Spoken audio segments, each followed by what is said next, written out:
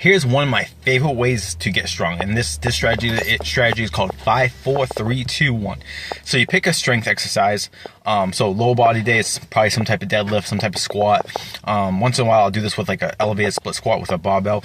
Or on the upper body day, it's going to be like maybe a chin-up variation, or it could be like a heavy press if that's and whatever you like to do. If it's an overhead press, bench press, whatever variation that feels good to you. But what you're going to do is you start with a bar or very light weight for 5 reps, and then you rest, and then next set you'll do 4 and you add weight, and then rest, do 3, and then 2, and then 1. So 1 should be like your top set, like a really heavy set for 1 rep.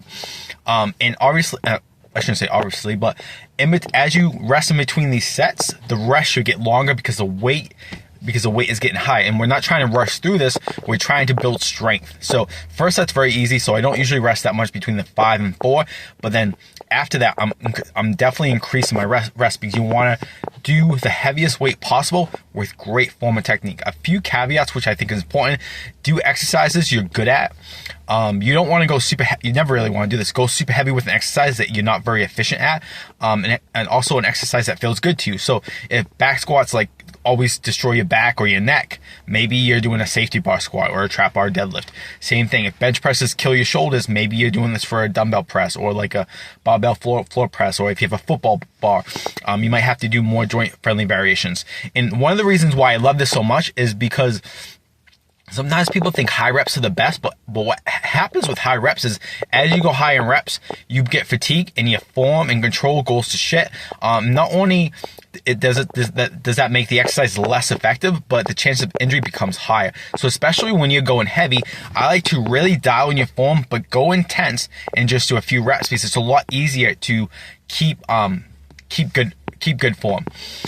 So this is one of my favorite ways to build strength. It's a lot of fun too.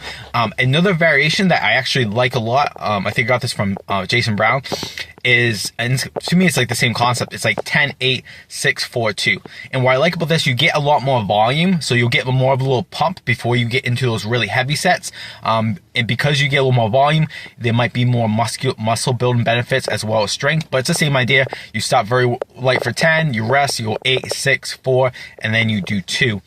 Another variation with this is if you do whatever one you do is once you get to that 1, if you feel like you can still go up, you can keep adding sets until you get to the point where, hey, this is the most I can do.